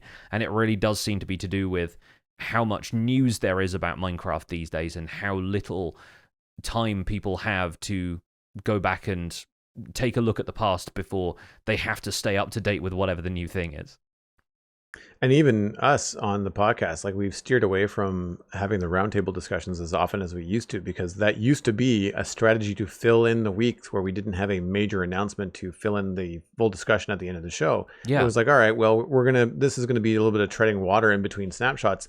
What are some of the broader Minecraft questions and strategies and ideas and things related to playing on a multiplayer server, or just some more back and forth that we can come up with? But we find that we don't have a lot of time to do those anymore, because as soon as we've got the snapshots are out, within a week or two of us discussing kind of like, these have now been in the game for us and the player base for a week or two. What are people doing with them? What are the strengths and weaknesses? As we parse that out, then all of a sudden there's something new. And if it's exciting, like shelves or like copper parts, I mean, that's the main discussion that week. So we don't end up needing the roundtable as often as we used to. Yeah, I think it's interesting how our strategy as a show changes as a result. But yeah. Anything else we want to go over with the copper stuff? Probably not really at this stage. Not that I can think of. There's not much, like I think the chains were fine. Like there's a bunch of stuff about the new copper things I thought were just like, they're fine, they're okay. Like there's nothing that really, Yeah, I kind of found that when but I popped into the snapshot on stream, I think towards the end of a stream, and I kind of played around with the new stuff for half an hour, and I was kind of like, okay, I think I've seen everything. It wasn't so much like the Copper Golem where I spent an entire stream going like, how do we make it do stuff? Like, how does this work? Can we observe the behaviors? Like, all of this stuff behaves the same way the iron stuff does, and once you've seen it all, there's not a whole lot that it has to add, because it's not new functionality, it's the same functionality but a different aesthetic. And so there wasn't as much to say this time around, but again, I'm really considering going back to some of the old stuff I built with copper, and going back to like some of the desert builds I was doing in Empires Season 1, and thinking like, can I revisit that building style and see what it would have been like to have all of that copper stuff, because I was right at the beginning of 1.17 when we did Empires Season 1. So like, what if I had all of the new copper stuff and I was still building in the same vein with the same sort of motivation for it? So yeah, and if they add copper hoppers, can I make a storage system out of them? That kind of thing. So I think there's still room to play around with all of that new stuff now that it's coming to the game. I'm curious if they have any tweaks to copper golems that are still being fine-tuned behind the scenes, because we didn't see much change about their behavior since last week. And that and shelves are the things that I'm really keeping my eye on now. But I really doubt they'll have much to change about the chains, the iron bars, the copper bars, everything like that. I think it's probably going to be fine-tuning the stuff that people didn't like about the shelf and the copper golem now. Yeah, the shelf is something that I have access to now that I've got some wood and stuff in the snapshot, but the iron golem is something I wanted to mess around with, but I want to find some redstone first, because I want to have like some specific like locked hoppers, and I want to see if it can like sort different materials into different furnaces for me, and just to kind of think of like, well, what could be like a fun practical use in this early stage of the game where it's like, okay, well, if I don't have to think about where my copper is and where my iron is, I can just put it all in the ore chest and have the copper golem sort that. I don't necessarily need a copper golem to sort my 2 chests in early game of items, but if it could sort out some of the smelting things, and I could use some redstone to mess around, then that could be fun. But I have to, of course, get deep enough to find some redstone first. So that has to happen. But yeah, I'm looking forward to messing around with the copper golem. And the shelf, I'm not sure what I'd use the shelf for. I guess maybe just like a quick gear up for going caving. But like my gear caving and my gear on the surface, because I'm so early, it's not going to be that different. So I'm not sure what's going to happen there. But Yeah. there's also a chicken cooker. I don't know whether the copper golem could do anything with the chicken cooker. I guess I could use it to move eggs from one chest to another and into like an auto dropper or something like that. That again like makes that more interesting and maybe a little bit simpler in terms of the redstone, but we'll have to see. Yeah, adds more animation for sure. Just having like a, it's the copper chef. It's like tending the farm, taking the chicken to the furnace, and that kind of thing. Who knows? Nice. Yeah, we'll call it there, folks. Thank you so much for listening to the full render distance. If you made it this far, we really appreciate you listening into the full thing. And once again, hopefully you enjoyed this as part of our anniversary celebrations for the Spawn Chunks. Here's to 7 years and hopefully 7 more. But for now, thank you so much for listening, and stay chunky.